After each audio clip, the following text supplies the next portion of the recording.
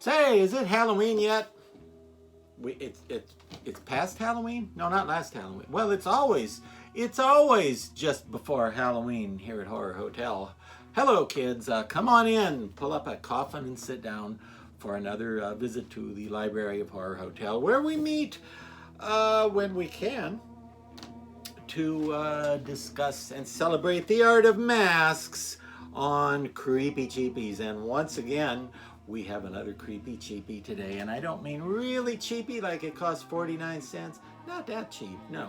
I think this one costs around $65 or $70, but there's also a deluxe version available as a prop head, which is foam filled, which is obviously not wearable unless you don't have a head at all and you just sit it on there maybe. But if you have a head, you wouldn't be able to wear the foam filled version, but you would sit it on the floor or the table or on a shelf or something just as a prop, or something creeping up out of the pumpkin patch, so that would still be pretty cool. But today's mask is a little something called Demented Jack.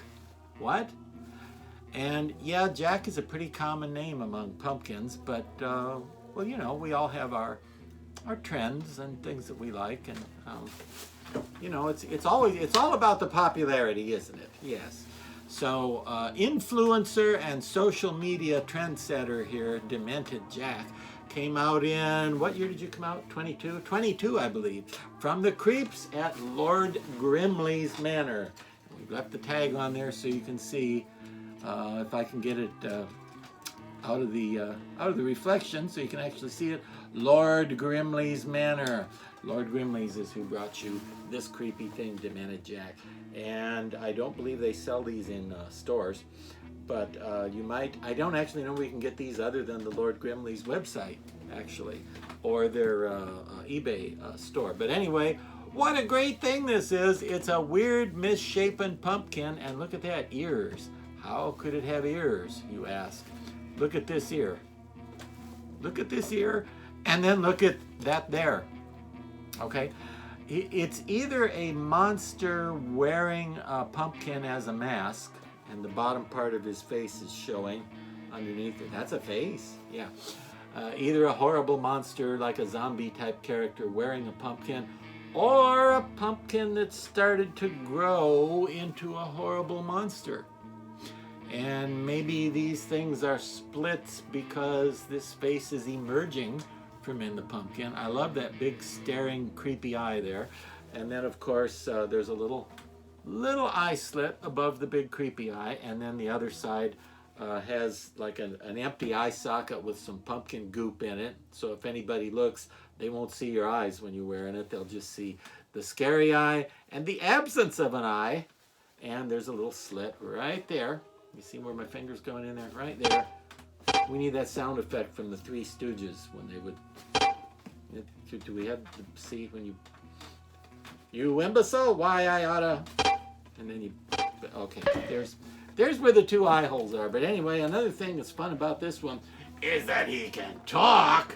Yeah, if you were wearing it, you probably couldn't do this, but you could do a commercial for your haunted attraction, and you could put him against a solid black background or something, put some spooky music going on there, and don't have some idiot showing up in the background that they can see is working the mouth. Just have him with that moving mouth saying, "Come on down to the haunted veterinarian's office every Tuesday from 4 to 6 a.m.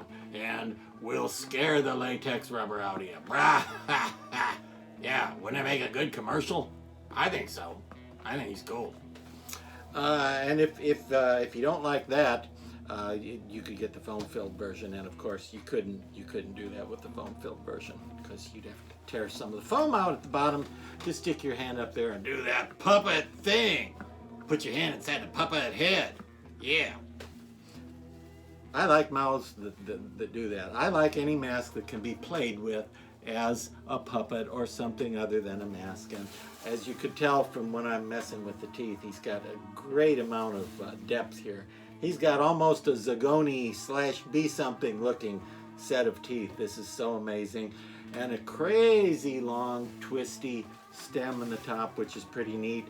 So you could use him as a scarecrow or as a clown or just as a decoration. And again, I think he'd be an excellent spokesman for your haunted attraction if you had him, you know, had somebody using him as a puppet when you do a commercial. That's my recommendation. So pick up a Demented Jack from the creeps at Lord Grimley's Manor, or Lord Grimley's minions. He usually has his minions send these things out.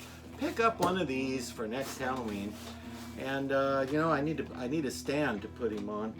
A lot of people like to put their masks on these 2-liter bottles. I'm not fond of that. I don't really normally like to do that, but some people do, so we'll see how it works.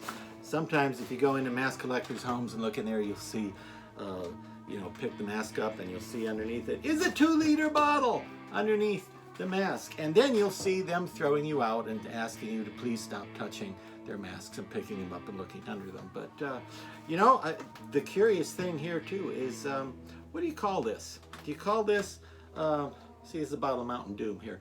Do you call that a 2-liter soda bottle, or a 2-liter pop bottle, or a 2-liter soft drink bottle? See, everybody has a different name for it, and I find it's sort of regional. I conducted a survey of 23,000 humans and asked them, what do you call a 2-liter plastic bottle like that? You know, and I found mostly they were pretty evenly measured off, except one surprise, really was all there was to that.